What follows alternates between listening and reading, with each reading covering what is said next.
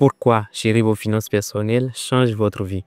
Nous allons voir ensemble les bénéfices que procurent les finances personnelles et les risques liés à une mauvaise gestion des finances personnelles. Le premier bénéfice qu'on peut noter, c'est que les finances personnelles évitent le stress lié à l'argent. Quelqu'un qui gère bien ses finances a des fonds de côté pour pouvoir subvenir à ses imprévus. Cette personne est moins animée par un stress financier. Le deuxième bénéfice, c'est que les finances personnelles vous permettent d'atteindre vos objectifs de vie. Lorsque vous gérez vos finances personnelles, vous avez des fonds de côté, de l'épargne qui vous permet d'atteindre des objectifs, soit c'est pour acheter un matériel ou un ordinateur qui peut vous permettre de gagner plus de revenus, ou c'est de faire un voyage.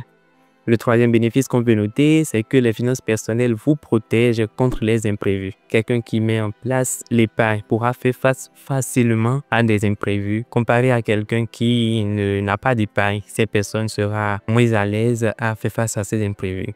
Un autre bénéfice, c'est que les finances personnelles vous permettent de faire fructifier votre argent. Lorsque vous avez de l'épargne quelque part, vous pouvez prendre une partie de cette épargne pour investir par exemple et cela va vous permettre de fructifier votre argent. Et un autre bénéfice que je peux notifier, c'est que les finances personnelles vous donnent plus de liberté et plus de choix de vie. Le fait d'épargner, de gérer les finances personnelles vous donne plus de flexibilité, de facilité, de choix d'agir dans la vie. Prenons l'exemple d'un employé X qui n'est pas à l'aise dans l'entreprise où il travaille.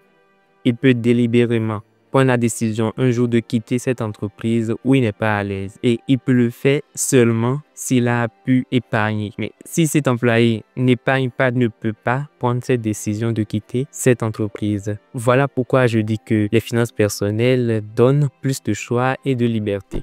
Maintenant, parlons des risques liés à une non-gestion des finances personnelles. Le premier risque que je puisse noter, c'est le manque d'épargne. La personne qui travaille à son salaire n'épargne pas. Cette personne va manquer d'épargne. Elle ne pourra pas subvenir à tous ses besoins. Cette personne ne peut pas faire face à des imprévus.